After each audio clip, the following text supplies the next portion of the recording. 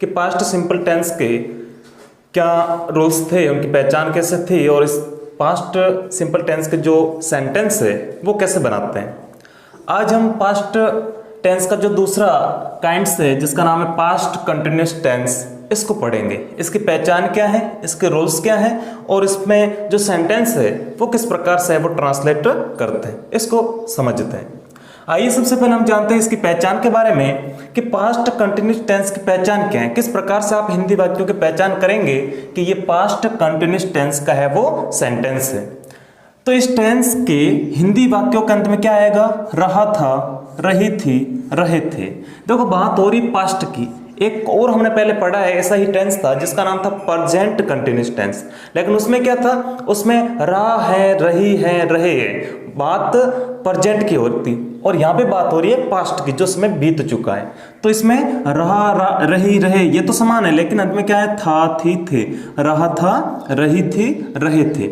ये शब्द यदि किसी भी हिंदी वाक्य के अंत में आ जाए तो वो पास्ट कंटिन्यूअस टेंस का है वो सेंटेंस होगा। इसके बाद में हम इसके रूल्स के बारे में बात करते हैं कि इसके रूल्स क्या होंगे।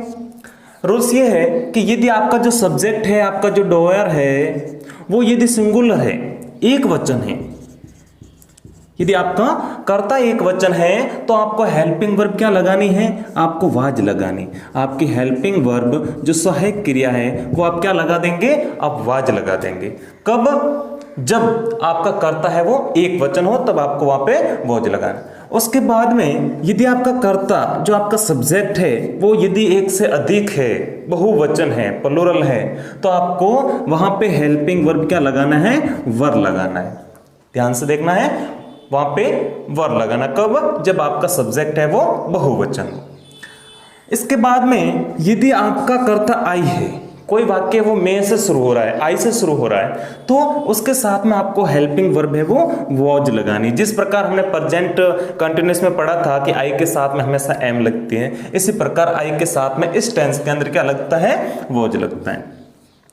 और उसके बाद में एमवी मेन वर्ब मुख्य क्रिया की फर्स्ट फॉर्म प्लस आईएनजी का प्रयोग होगा, यानी मुख्य क्रिया है उसके फर्स्ट फॉर्म प्लस उसके पीछे आईएनजी आपको लगाना है।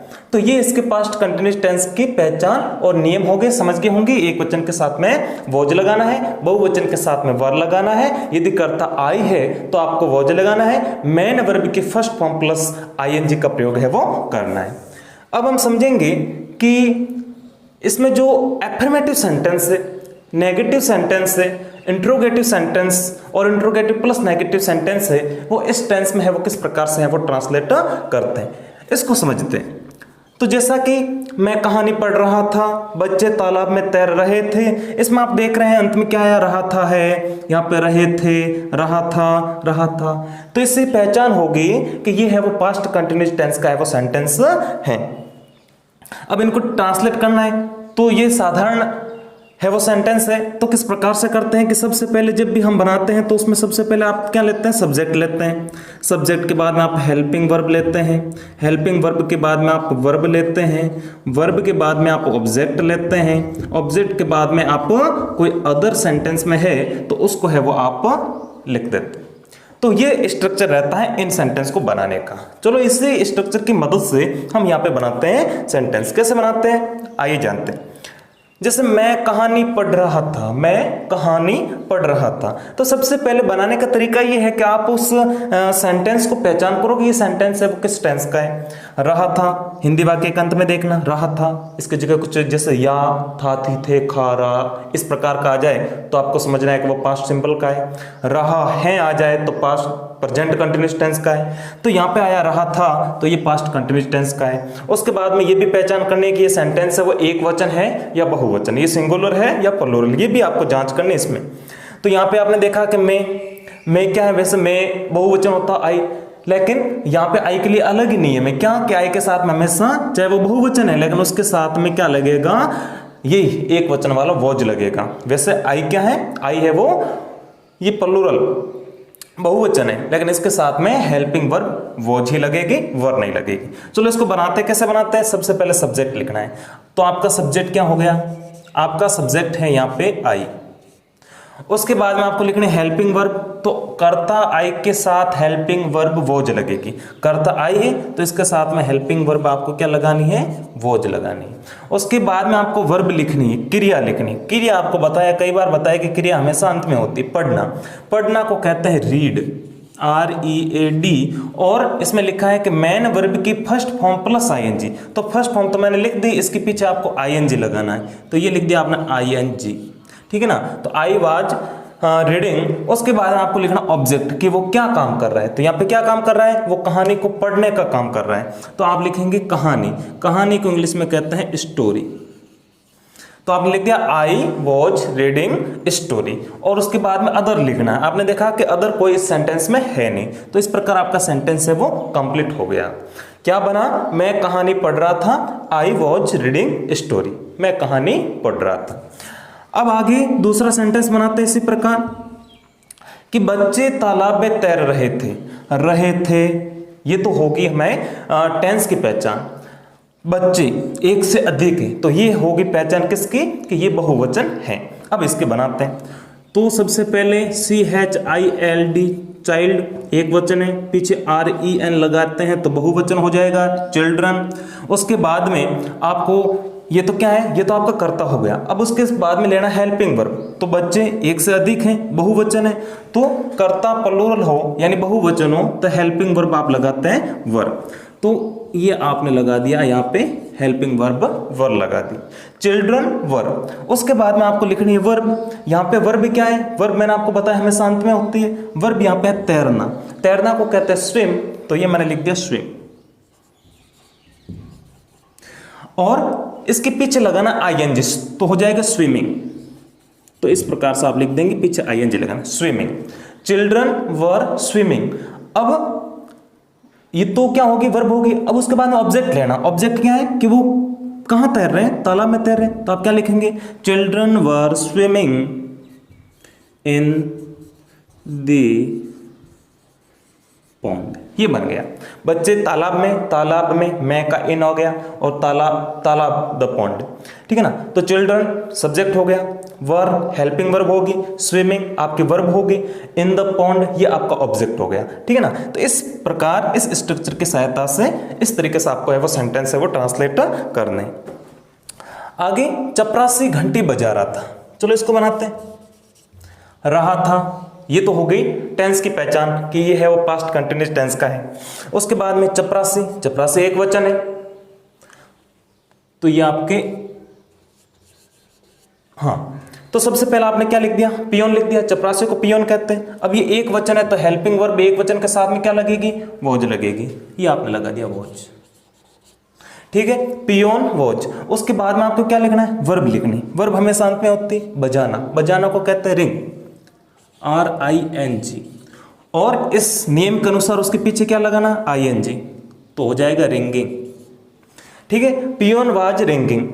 अब वो क्या बजा रहा था, ऑब्जेक्ट लिखना हमें, वो घंटी बजा रहा था। घंटी को क्या कहते हैं, बेल कहते हैं, ठीक है। और अदर में कुछ है नहीं तो आपका सेंटेंस है वो कंप्लीट हो चुका है। चपरासी घंटी बजा रहा था, पियोन वाज रिंगिंग बेल, ठीक है। इसी प्रकार ये अंतिम वाला बनाते हम अफर्मेटिव सेंटेंस है कि किसान गाय दूह रहा था। दूहना जो दूहते हैं ना गाय को, वो किसान गाय दूह रहा था पास्ट कंटिन्यूअस टेंस का। किसान, अब किसान एक वचन है, किसानों बहुवचन हो जाएगा। यहाँ पे किसान एक वचन है तो हम लिखेंगे सबसे पहले फार्मर। लिखा एक वचन है तो लगा दो वॉच हेल्पिंग वर्ब। उसके बाद में वर्ब लेनी है, वर्ब यहाँ पे दूहना, मिल्क, पीछे ING मिल्किंग, ठीक है। फार्मर वाज मिल्किंग, वो क्या दूह रहा था, गाय को, गाय, काऊ। फार्मर वाज मिल्किंग काऊ, किसान गाय दूह रहा था। ये सेंटेंस बन गया। तो अब आपके समझ में आ गया होगा कि किस प्रकार से वो सेंटेंस है वो बनाते हैं, ठीक है ना। एफर्मेटिव सेंटेंस है वो इस प्रकार से बनाते हैं।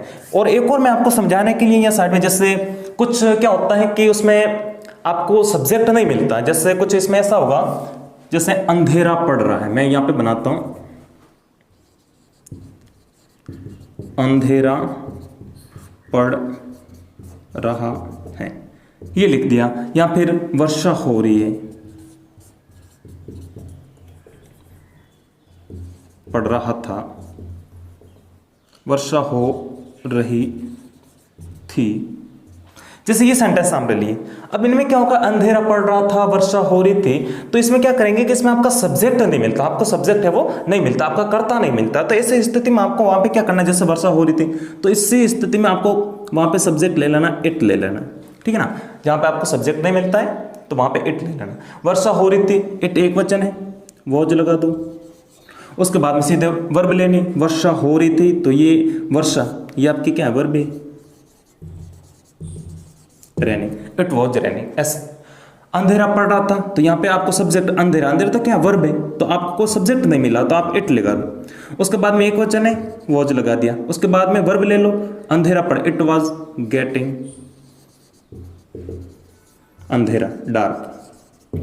इस प्रकार से, मतलब ये क्यों मैंने बताया, क्योंकि जब भी इस प्रकार के सेंटेंस आते हैं, अंधेरा पड़ रहा था, वर्षा हो रही थी, इस प्रकार के आते हैं ना, तो उसमें आपको क्या है कि आपको सब्जेक्ट नहीं मिलता है, तो आप सब्जेक्ट क्या ले, तो ये बताने के लिए आपको लिया है कि वहां पे सब्जेक्ट आप इट ले लो, ऐसे, ठीक है ना। जिस प्रकार कोई और जैसे कहीं जैसे निबंध लिखते हैं आप, जैसे माई विलेज पे है, माई स्कूल पे है, तो आप वहाँ पे देयर आर, जब आपको सब्जेक्ट नहीं मिलता तो there are, there watch, there were, इस प्रकार से लगाते हैं ना।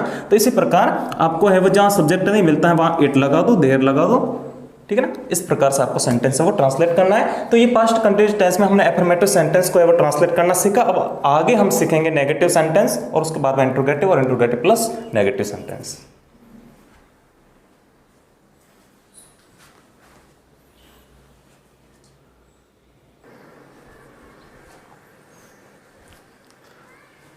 तो अभी हमने एफर्मेटिव सेंटेंस के बारे में पढ़ा कि एफर्मेटिव सेंटेंस को इस टेंस के अंदर किस प्रकार से वो ट्रांसलेट करते हैं। आइए अब आगे जानते हैं नेगेटिव सेंटेंस की जो नकारात्मक वाक्य हैं उनको किस प्रकार से वो पास्ट कंटिन्यूअस टेंस में है वो ट्रांसलेट करते हैं। Let's start. तारे आकाश में नहीं टिमटिमा रहे थे। सबसे पहले आपने पहचान कर ली, क्या पहचान किया आपने कि यहां रहे थे कौन सा टेंस का हो गया, पास्ट कंटिन्यूअस टेंस का, रहे थे। उसके बाद में आपने पहचान की तारे, तारे क्या है, एक से अधिक है, बहुवचन। सबसे पहले इसको बनाना सीखते हैं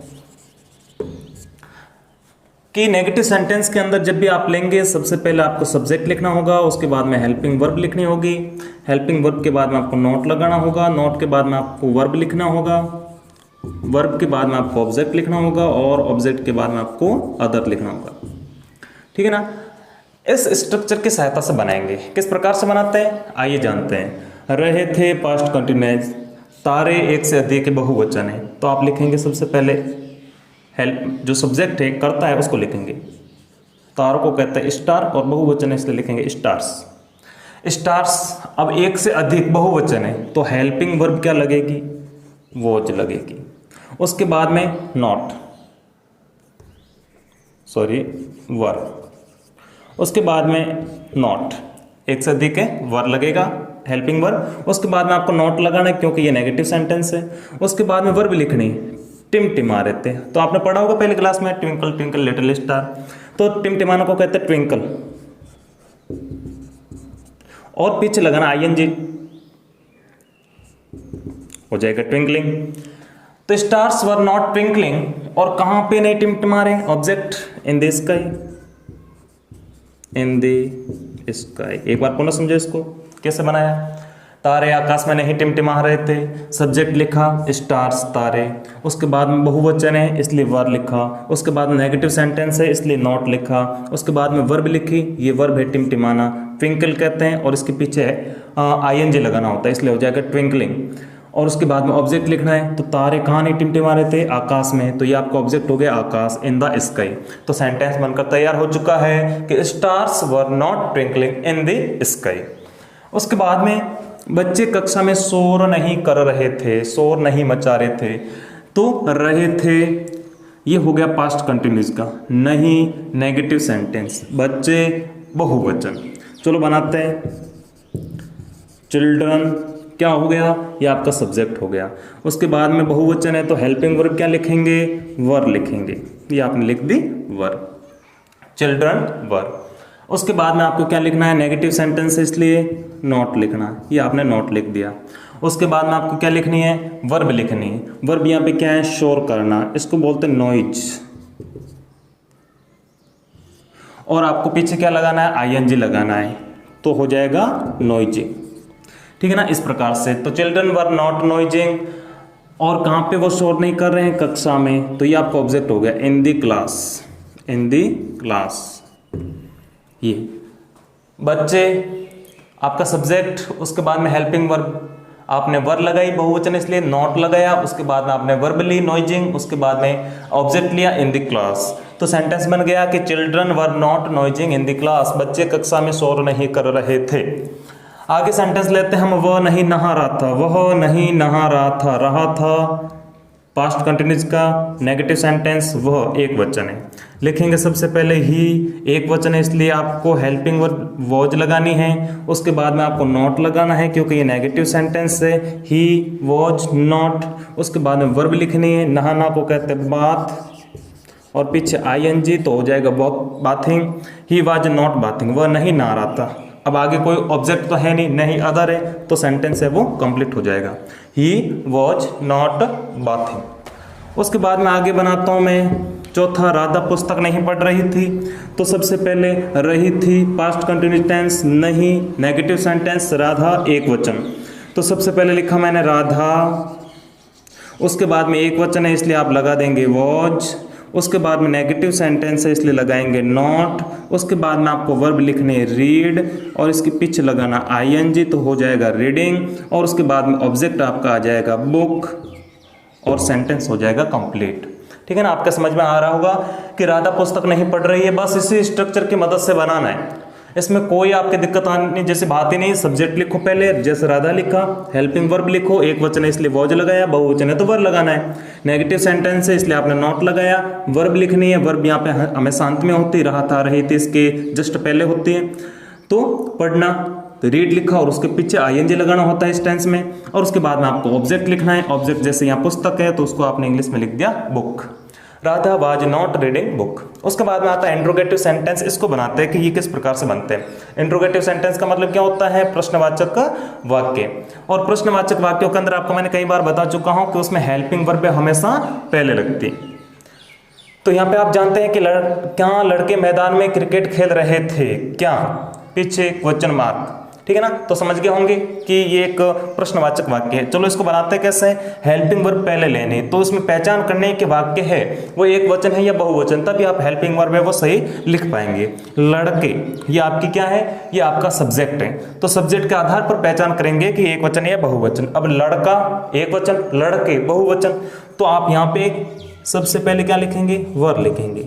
स्ट्रक्चर लिख देता हूँ, आसान रहेगा आपके समझने में। सबसे पहले आपको हेल्पिंग वर्ब लिखनी है, उसके बाद में सब्जेक्ट लिखना है, सब्जेक्ट के बाद में वर्ब लिखनी है, वर्ब के बाद में ऑब्जेक्ट लिखना है, और ऑब्जेक्ट के बाद में अदर लिखना है। इस स्ट्रक्चर को आप याद कर लो बस।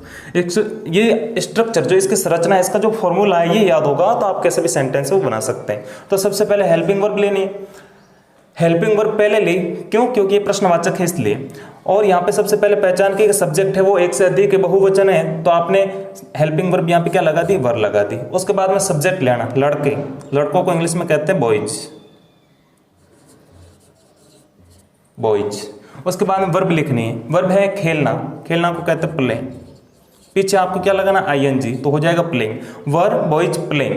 फिर ऑब्जेक्ट लिखना है, वर्ब बॉयज प्लेइंग क्रिकेट, ये आपका ऑब्जेक्ट है, ये लिख दिया आपने क्रिकेट। उसके बाद में आपको इसमें देखो अदर आया, अदर क्या आया है कि मैदान में, ये आपका अदर, ठीक है ना। कब से अदर अदर लिखा है, आ नहीं रहा था, तो यहाँ पे आया other. Verb helping verb boys subject playing, ये आपकी वर्ब हो गई, क्रिकेट ऑब्जेक्ट हो गया, और अदर के अंदर क्या आया, मैदान में, तो आप लिखेंगे इन द ग्राउंड। और पीछे क्वेश्चन मार्क ऐड करना है, ये आपको नहीं भूलना है क्योंकि ये प्रश्नवाचक वाक्य है, इसलिए हिंदी और इंग्लिश दोनों में इसके पीछे क्वेश्चन मार्क ऐड करना है।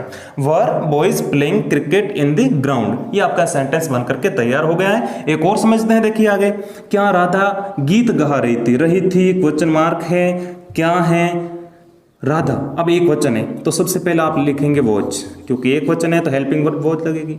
उसके बाद में आपको सब्जेक्ट लिखना है, तो ये लिख दिया आपने राधा। उसके बाद में आपको वर्ब लिखनी है, वर्ब है गाना, गाना को कहते हैं सिंग, पीछे लगाएंगे आईएनजी तो हो जाएगा सिंगिंग। उसके बाद में आपको लिखना ऑब्जेक्ट कि वॉज राधा सिंगिंग, ऑब्जेक्ट इसमें क्या है गीत सॉन्ग, ठीक है, वॉज राधा सिंगिंग सॉन्ग। और उसके बाद में और कोई है नहीं इसमें तो आप लिख दो क्वेश्चन मार्क, बस ये सेंटेंस आपका बन गया वॉज राधा सिंगिंग सॉन्ग। अब इसका बनाते हैं, इसका मैं यहाँ आगे बना देता हूं। क्या लिखा है कि क्या वह प्रश्न का उत्तर याद कर रहा था, ध्यान से सुनना, क्या वह प्रश्न का उत्तर याद कर रहा था क्वेश्चन मार्क है पीछे, और क्या लगा है वह एक वचन है, बनाओ देखें। सबसे पहले एक वचन है तो क्या लिखेंगे वॉज लिखेंगे। उसके बाद में आपको हेल्प जो सब्जेक्ट है वो लिखना है, सब्जेक्ट आपने लिखा ही के बाद में आप क्या लिखेंगे वर्ब लिखेंगे। वर्ब क्या है उत्तर याद, याद करना, याद करना क्या है आपका वर्ब है, तो याद करना को कहते हैं remember.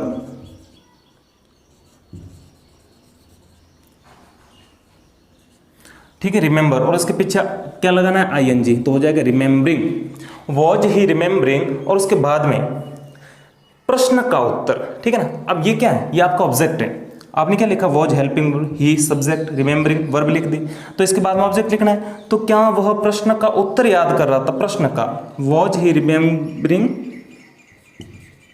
The answer of question, और पीछे क्वेश्चन मार्क है वो ऐड कर देना है। तो ये आप समझ गए होंगे क्या लिखा मैंने, वॉज ही रिमेंबरिंग, वॉज क्या है हेल्पिंग वर्ब है, ही क्या है सब्जेक्ट है, रिमेंबरिंग क्या है वर्ब है, द आंसर ऑफ क्वेश्चन क्या है ये आपका ऑब्जेक्ट है, और पीछे क्या है क्वेश्चन मार्क ऐड कर दिया, ठीक है ना। तो इस प्रकार से आपको सेंटेंस को है वो ट्रांसलेट करना है। ये है इंट्रोगेटिव सेंटेंस, ध्यान रखें इंट्रोगेटिव सेंटेंस, ये इसका मैंने स्ट्रक्चर लिख दिया।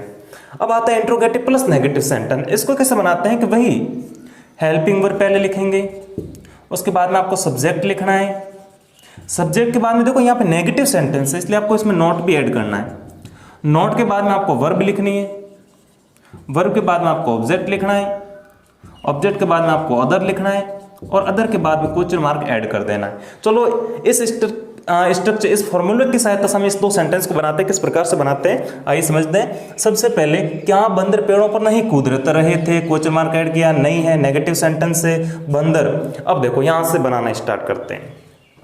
सबसे पहले बंदर पेड़ों पर, बंदर बहुवचन है लिखेंगे वर्ब,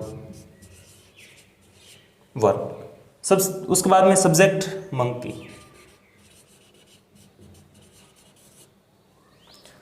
वर मंकी।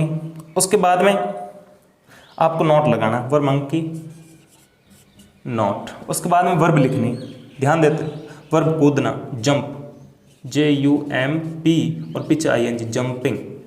उसके बाद में ऑब्जेक्ट लिखना है वर मंकी नॉट जंपिंग, और उसके बाद में क्या है इसमें पेड़ों पर, तो आप लिखेंगे सीधे ऑन दी, पेड़ों बहुवचन है तो लिखेंगे ट्रीज, और पीछे क्वेश्चन मार्क ऐड करना। क्या किया आपने एक बार पुनः समझो, हेल्पिंग वर्ब पहले लिखी वर, उसके बाद में सब्जेक्ट लिखा मंकी, उसके बाद में आपने नॉट लिखा क्योंकि नेगेटिव सेंटेंस है, उसके बाद में वर्ब लिखी जंपिंग, उसके बाद में ऑब्जेक्ट लिखा ऑन दी ट्रीज। इस प्रकार से आपको बनाना है।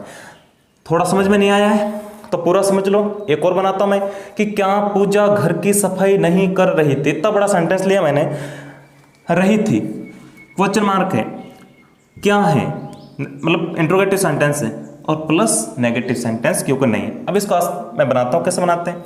सबसे पहले पूजा क्या है एक वचन है, तो एक वचन के साथ में आपने हेल्पिंग वर्ब लगा दी वॉज। उसके बाद में क्या लेना सब्जेक्ट, तो लिख दो यहाँ पे पूजा, ये आपके सब्जेक्ट है। उसके बाद में क्या लिखना है नेगेटिव सेंटेंस है इसलिए नॉट लिखा आपने। उसके बाद में क्या लिखना है वर्ब लिखनी, वर्ब यहाँ पे क्या है सफाई, सफाई को आप जानते हैं सभी क्या कहते हैं क्लीन कहते हैं, और पीछे क्या लगा देंगे ING तो हो जाएगा cleaning. Was Pooja not cleaning. उसके बाद में ये तो वर्ब होगी, वर्ब के बाद में आपको ऑब्जेक्ट लिखना है, तो ऑब्जेक्ट आप में सफाई हो गया, पूजा होगी, क्या हो गया नहीं का भी आ गया, तो यहाँ पे क्या है घर की, तो वॉज पूजा नॉट क्लीनिंग।